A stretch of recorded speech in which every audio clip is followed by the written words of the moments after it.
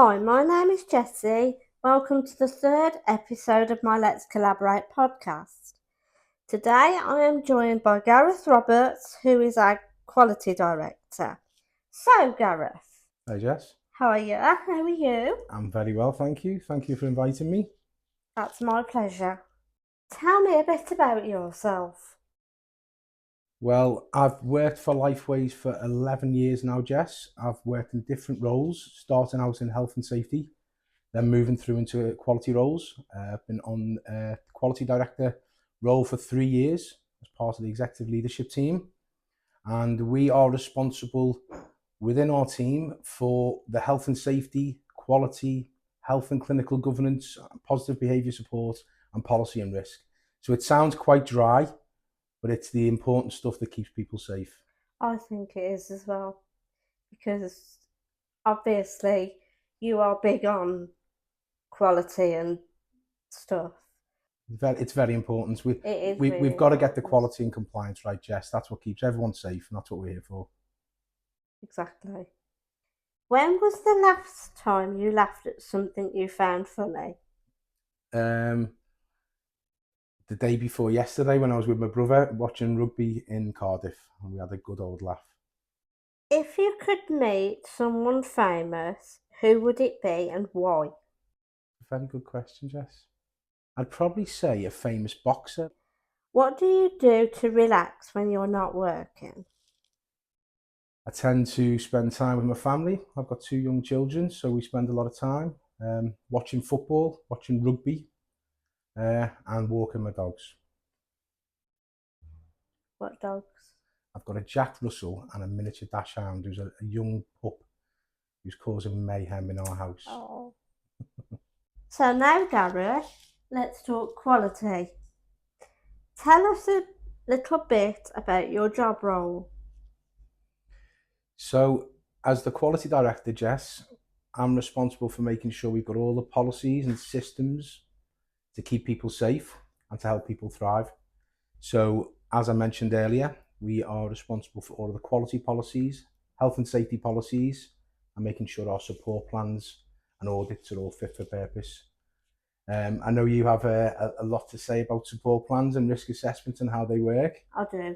And I know you're involved massively in how you receive your support and your daily notes, I am. which is great. We're also responsible for the positive behaviour support team.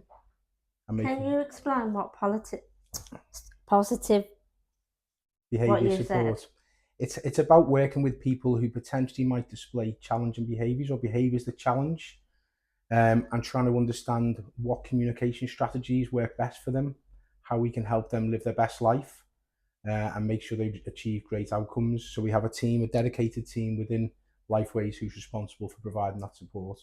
Tell us a bit about your journey from your first day in health and social care to now as quality director.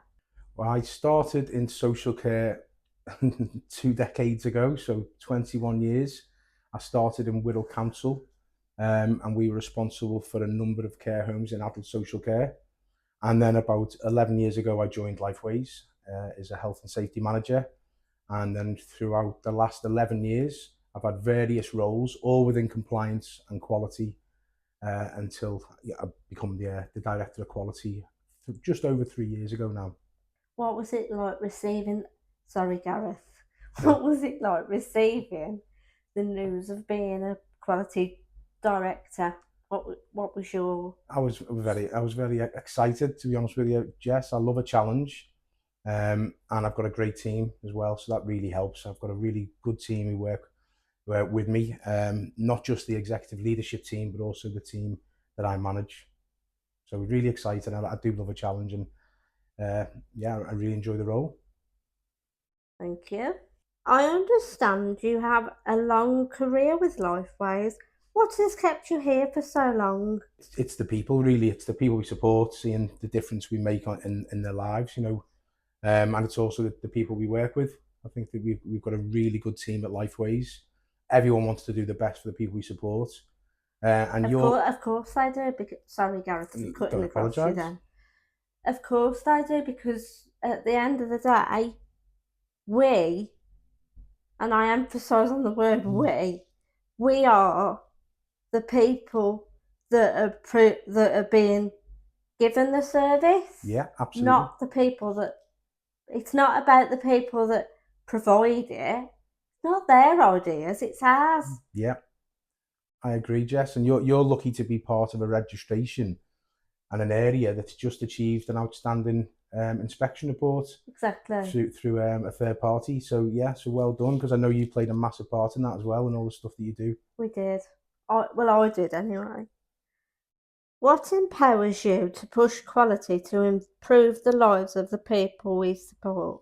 I think it's what you've just said, Jess. It's about people achieving their outcomes and living the life that they want to live. And also sometimes, Jess, it's about people just living a normal life, making sure we try and support them to do what they want, to be an Exactly. everyday citizen in society. So I think for me, it's about making sure that we are able to demonstrate that people are doing what they want to do and living their best life. Exactly. What's your vision of improving outcomes for people living in supported or residential settings? First and foremost, it's got to be person-centered. It's got to be outcomes that people want to achieve, whether they're big milestones in life or whether they're just smaller everyday tasks.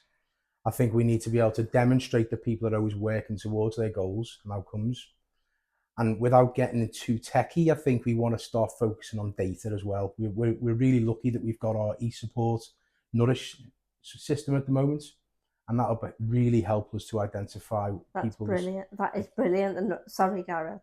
That's brilliant, the Nourish system, because if, say, for instance, there's someone like me who likes to do like their notes, and Yeah, because it comes across as the first person that's supported, that's wrote the notes. It's like, take for instance this morning, I was given the option of whether I wanted to do the notes or not, and I went, yeah, of course I do, because that's, yes, it's on a staff member's phone, but it's coming across as like I've wrote the notes, like I've used the sentences like I and we, I being the first person, which is person centered. Yeah,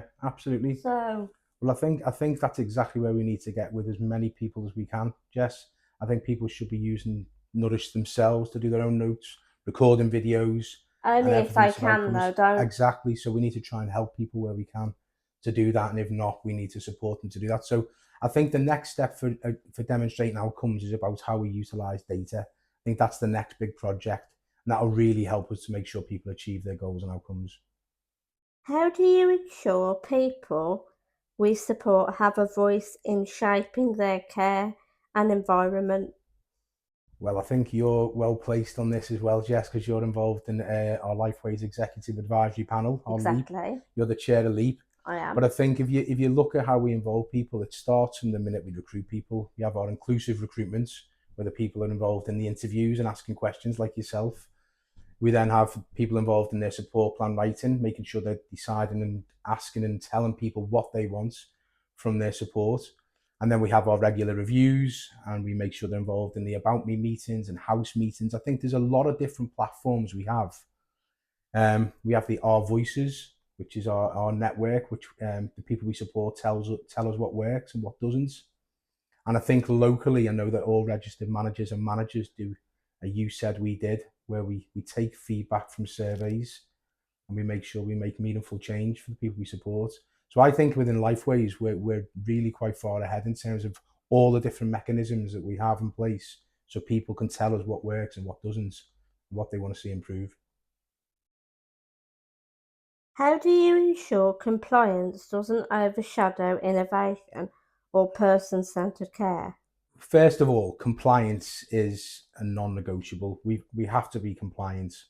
We're really heavily regulated within the sector by the CQC. Local authorities do a lot of audits, so I don't think there's any escape in compliance.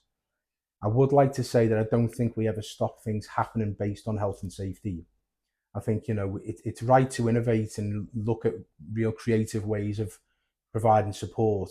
But for me, you've got to be safe. Health and safety is the foundation of good quality. If you had 3 wishes of things you could change within Lifeways, what would they be? Good question. It would be great to try and reduce some of the paperwork and the forms that staff and managers and frontline teams need to complete without compromising safety or compliance. And that's something we're looking at the moment to try and make sure we're removing any duplication.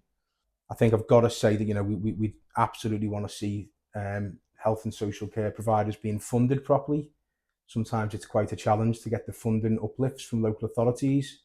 So that would be something, because it means we can pay our staff the right rates and make sure people have great career development, and we can attract and recruit the right people. And I'd like to be able to demonstrate outcomes for people we support. So this is something we are working on. So I think within the next 6 to 12 months, I think it's going to be a really exciting project on demonstrating all the different goals and outcomes that people we support receive. What do you love most about what you do? I think it's just the difference we can make, Jess. I think this sector is one of the most rewarding sectors you can work in, because you really can't see the impact you make on people's lives. And as I said, even though people would look at health and safety and quality and compliance as being quite dry, it's something that I really like and enjoy doing. What are your thoughts about Nourish? I think Norwich is fantastic. I think it's a system that I've been advocating for over 5 years now. It's something we looked at many years ago, and we didn't go ahead at that time. So I was really pleased when I seen that we proceeded with Nourish after the tender. I think it's going to help us to provide better support. It helps frontline teams because it's recording in real time, so we can demonstrate outcomes and goals. And I think it's going to help us keep people safe as well, due to all the technology and the alerts that it allows us to receive. So I think it's a great system, and I think we're only just in the infancy. We've only had it fully rolled out just come up to 12 to 18 months. I think now, when we push on and start to really use the data, I think it's going to make a massive difference for people. I really like the Nourish systems because it enables, like I said before, it enables me as a person to write down because one of the questions is, how are you feeling? Staff don't know how I feel, No, do they? no. They're not in my head. So I think the the one thing I really love about it is the fact that I can record my mood and how I feel, because it's like, yeah, Well, it's about you. It's a system that is fit there for you, Jess, to of make course sure it is. you live your best life. So I think on the back of this, there's maybe something we can do to show other people we support how you're using Nourish. Maybe a Of course video. it Exactly. I was just going to touch up on that, Gareth. Yeah. Maybe um I could like do a video or a voiceover of how, because I've done voiceovers before, Okay. um how I actually use the Nourish system and like sit with staff, because I know it's been done before. Sit with staff and like go through and actually operate it myself. Yeah, I think that's a great idea. We'll have to set that up. I'll take it. I'll take an action. Yes, I'll take that as an action. Thank you. Okay. What are your thoughts about person-centered care? Well, it's our mantra within Lifeways, Jess, is nothing about me without me. So it's everything, isn't it? People have got to be at the Exactly. heart of their support, and Exactly. I think we do that really well. I think everything we do within Lifeways is geared around putting the person front and central, telling us what they want, how they want it, what's best for them, and making sure we have the plans in place and the teams in place to help them deliver that. So Exactly. it's everything, really, isn't it? That's the whole reason I've actually started up. I don't know whether you saw when you came in, but my board saying about I've persons. seen it. Yeah, it's great. I really need to push it And I would really like to see that being implemented in some of the activities that we do. I think already, Jess, as the leap chair, you're already pushing so much stuff. I think, person-centeredness is what we do really well within It's the Lifeways. key value, isn't it? It's the key value. It's what we're here for. It's about making sure people live their best life, in a nutshell. And I Exactly. think you're central to making sure that's happening as well. And it's nice to know that I'm a voice of a person that may find it hard, difficult, or might not want to speak about it. They can come to me and speak to me about it, because I've always said my door's always open. Yeah. If anybody's got any questions or queries, come and find me. But you're also very honest as well, Jess. You tell us what works and what doesn't, and that's what we need. Exactly. We need people to tell us what they want and how they want to be supported. So, Gareth, in my research project, you told me about buying a bench for someone at a bus stop. You questioned yourself about this. Was it really person-centred? Can you elaborate more on it? Yeah, so this relates to one of our residential care homes up in Preston. And each time I visited, one of the people we support used to sit outside on a very low wall, and they used to do the garden and the flowers, and they like to sit there each night. And when I spoke to them, they didn't have anywhere to sit. They didn't have a chair or a bench, so I arranged for a bench to be delivered to the home. Whether it was person-centered, Jess, I don't know, because you did challenge me on this. What I would say And we is, all like a challenge. Sorry, Gareth, I did that. I've cut across you it's again. okay. We all like a challenge, don't we? You do. And I think person-centered care it can be something as small as, how do people like the bed making up, their bath making, how do they want their tea making, and it could be stuff such as how do they want to spend their day and their hours. And I think providing a bench for something to sit there and relax and enjoy the garden, for me that does qualify as person-centered care. Do you see yourself working for Lifeways or for the people using the service? Everything we do is about the people we support, Jess. So we wouldn't be here if it wasn't for the people we support. So all of our frontline teams, who are, in my opinion, the most important roles within the organisation, they're the ones who make sure you're living your best life and doing what you want to do day in, day out. But yeah, we're here for the people we support, everyone in the sector. Exactly. And it's good that, sorry, Gareth, again. Don't apologise. It's good that we get the option to say what we want to do. It's not like you're gonna do this. Sorry, what? Yeah. No. Ask first. Don't just assume. How would you get people we support more involved in your role? Well, we try to get people we support involved in the quality checkers, and we've got over 200 quality checkers, which I know you are one of them, Jess.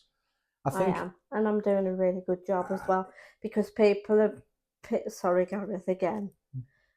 People are recognising that I'm doing a really good job, because people come up to me and say, like, what is it that you actually do? And then I'm able to tell them. Not only am I able to tell them, but I'm able to show them some of the things that I do, i.e. the paperwork and the question. Yeah. When we go around and you do all the quality checks. Well, and you were also involved in reviewing all the documentation, because it was quite long. Exactly. Before, and then I think now you've reduced it so it's quite simple and quicker and easier to complete, which is better for everyone. So I think that's one way of involving more in quality. But I'd probably challenge you and the LEAP, the Lifeways Executive Advisory Panel. If there's other things that we could be doing that you think would help to drive quality, then we're all ears. That's what it's about, Jess. So maybe on your next LEAP meeting, you have a little chat about what it is you could do to be more involved in quality and health and safety. So that's an action for you. Noted. What is your future vision for quality and for Lifeways? I think it's more of the same in many ways, Jess. It's making sure people are feeling supported to live the life they want. without getting too much into the data side, I think it's going to be a data-driven world. I think we're going to have to start utilising all of the information we get from Nourish and from Radar, our e-compliance system, and that should help inform feedback, and also just listening to people we support, using all the different mechanisms. So I think if you've got three things, if you've got the feedback from people we support, you've got your data from your systems, and you've also got the frontline teams who are working with you guys to identify goals and outcomes, I think that's a recipe for success, really. So now, Gareth, I would like you to bust a myth for us. Here is the myth. If tenants are happy, the quality must be good. Happiness is important, but does it always mean quality? How do you tell the difference between someone being content and someone being truly empowered? A great question. I think it's about listening, Jess, as much as we can, asking for feedback, um, making sure we've got clear goals, milestones, and we're helping people to thrive. I think it's about communication, essentially. It's about good communication, listening to the person, making sure that they're living a life that gives them great independence. What happens if they haven't got good communication? How can you voice that? How can you tell? How can you tell what they've thought about? How can you Well, there's lots of different communication strategies, isn't there? We can use different methods, mood boards, technology. pecs? But we could, we can use Makaton for some people. We can also work with their loved ones or their family, and we can try and do best interest meetings to try and decide what's right for the person and what we think would be the best thing for them to live the best life. I'd say that ties in with the reviews with Absolutely, social workers, absolutely. because then they get to see what their opinions are, and then they'll say well, that's not a good opinion, or that's brilliant. Yeah, it's about collaboration. It's about Exactly. working together with all the different agencies and people involved in someone's support to try and work out what we think is the best thing for them. So Exactly. it can be difficult, but there's It can be ways. challenging. Yeah, but there's ways and means of doing it, Jess, and that's what we do within Lifeways. I have also heard you are a Liverpool supporter. If Liverpool won the league again, how would you celebrate? Well, I don't think there's much chance of us winning the league this year, Jess, I'll be honest, but I think we will win it again. And I would celebrate by taking my little boy Toby across to Liverpool for the parade, and just celebrate with all the fans. I did it last year as well, but unfortunately he was away. Now, on to our collaboration story. We would love for you to share a story where working together has changed someone's life. So there's lots of stories really, Jess. I'm going to focus on when we take on new schemes. We've done this quite recently in South Tyneside, and we would take on a new scheme, and the collaboration between the operational frontline teams, the positive behaviour support team, health and safety, quality, social workers, and external partners, they all come together and they meet, and that they hold risk enablement panels and multidisciplinary team meetings so that we can bring people into the services safely and effectively. We can provide the right support, manage risk, which we've got lots of examples how we really manage risk to a really low level, and help people thrive. So I think each and every time Lifeways takes on a new service, we collaborate across all of the different teams within the organisation, with operations taking the lead and making sure we provide that excellent support. Has there been a time where it's been a bit challenging? Absolutely, Jess. I think at all times within this sector there can be challenging times, but it's about how you manage that risk. And I know we talked a little bit about risk assessments earlier on We did. off camera. Risk assessments are fundamental to making sure people are safe. and they get bad press, and people thinking, it's a lot of documentation and bureaucracy, but it's fundamental for making sure people are safe. We have loved having you on the podcast today, Gareth.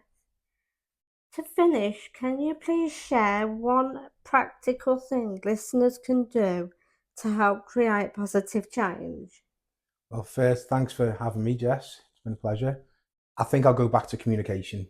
It's all about good communication. Communication is definitely the key. Listening to people, giving them choice, giving them control, making sure they're at the centre of things, and all the support that they receive, and our Lifeways mantra of nothing about me without me.